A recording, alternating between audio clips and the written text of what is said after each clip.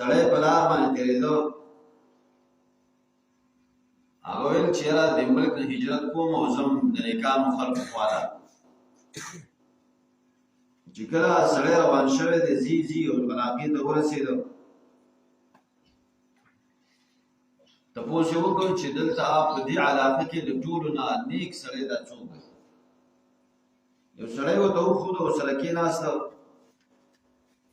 چې دې سړي به یو رکعت لمونځ کوو نو هغه به 10 رکعته کوو، سړي به یو سپاره تلاوت کوو نو هغه به 100 سپارې تلاوت کوو. نو سړي ویل چې دی خو همدا دی، د وخت مطابق پیسې ورله ورکړئ، ورته وایي چې دا پیسې والا او کاروبار مې شروع کړه، پخوا به د کپړې کاروبار ډېر زیات و او چې ګټه یې کوله نو دواړه مې نیمو. دې کې وخت تېرېده، دې سړي ورته وویله چې زما او ستا خو ورورګلي ده او تعلق دی، داسې یو نیکه زنانه راله وګوره چې ستا په شان دی، صرف د عبادت کوونکي، لاس کې څه تسبیح دي، ټکم دې پورته کې. سړي ورله ښځه وکړله، وخت تېرېده، دواړه ښځه او خاوند کور کې ناست دي، کارغه راغی، ښځې زر په سر باندې لپټه واچوله، خاوند ته وویل کارغه وشړه، زما د کارغه نه ساتل. سړي ویله والله چې ډېر د نیکانو خلکو څخه وخت راغلی دی، داسې نیکان خلک دی چې د کارغه نه څه کوي؟ ستر کوي. جو والله چې بس مزیدي وخت تېرېده، په دې کې سړي اراده وکړه چې دا هجرت دا ګناهونه معاف کوي، ورګه دې ملک نه څه کومه هجرت کومه. نو چاله چې پیسې ورکړې وي هغه خواله ورغی او ته وایي چې دا کوم کاروبار دې شروع کړی دی، ما ته سلمان راکړه چې کومه ګټه یې کړې ده هغه راکړه او نور خپل کاروبار کوه. سړي وویل چې تا ماته کله پیسې راکړې؟ یقین په خدای وکړه دومره وار وخوري چې یارې ساتي، تا ماته کوم ځای کې پیسې راکړې دي؟ هغه ویل وروره دا کاروبار دی زما په پیسو شروع کړی دی. هغه ویل چې دنیا خو سمه ده چې ورانه شي که نه، داسې دی برابر کړم چې یاد دې ساتي. سړی ډېر سخت خفه شو چې دا دومره بزرګ او دومره نیک سړی او دا دوکې راسره وکړله. سړي ته یې وویل هغه پیسو والا ته که ځې نه وژنم دې. سړی چې بس خبره روان دی چې داسې پیسې سر وخوړه، ودرېږه چې کور ته لاړ شم او دا واړه ځان سره کړم او ځم د دې ملک نه.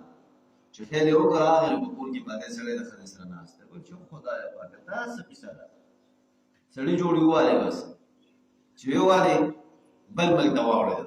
چې بل ملک ته واوړېده، اتفاقاً چې ګوري نو اعلان شروع دی، ډولکې وال کېږي چې د بادشاه د خزانې نه چا غلا کړې ده. خلک حیران دي، دا سړی هغه ډولکي والا ته وایي چې څه کیسه شوې ده؟ یاره بادشاه د خزانې نه غلا شوې ده. سړي ویله چې یا الله پاکه دا څه کیسه ده؟ په دې کې چې ګوري یو سړی دی ښایسته پټکۍ والی دی، مزېدار او څو قسمه ترې په ځان لګولي دي، امسا مو سره ده، تسبیح مو سره دي. دنیا خلک ترې راتاوري، څوک یې لاسونه ښکلوي، څوک یې خپې ښکلوي، څوک یې سترګې ښکلوي، څوک یې چې کوم دی نو ځان پسې وسولوي چې دا برکت لاسونه په موږ باندې څه شي، برکت موږ ته حاصل شي. چې دې سړي دا سړی ولید دا ډولکي والا د اواز کې راشئ ما ته غل معلوم دی. هغه ویل کوم دی غل؟ وایي دا کاکا چې دی دا خلک ترې راته وایي دا غل دی. جو هغه د نرجو ته تاو دا مخې ته په سپېړو و چې کنه خدای دې غل کړه، دا ملک بچ په دې سړي دی، دا خو زموږ د دې ملک قطب دی، دا خو په اولیاو کې دی، دومره غټ ولي دا خو نشته. هغه ورته ویل که چېرته دا سړی غل نه و ما پانسي کړ. خبره باچا ته لاړه. باچا ته چې لاړه نو باچا هم یې سترګې راویستې چې خدای دې سم کړه، دا خو زما د بادشاهي یو غټ عالم دی، دا خو د دې زمانې یو غټ ولي دی. هغه ورته ویل باچا سلامت، وایي ځکه ته یې غرب ورکړه که د غل ونه ویله نو بیا ویې چې پیر صاحب دی غرب ورکړه نو باچا ته وایي چې بل غرب رانه کړي. مولیان خو بیا ورکړه نو یې ټینګې که نه، وایي چې بل غرب رانه کړي. هر څه وایي ولې؟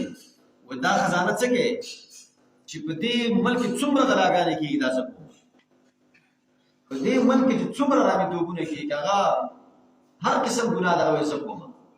باچا سړي ته وویل چې لکه ته خو ډېر تجربې والی، دا دې څنګه معلوم کړه؟ ټوله قصې ورته وکړه. خو چېرته بزرګ دی ولي دی او دا غټ غټ خلک دی نو هغوی دا کارونه کوي.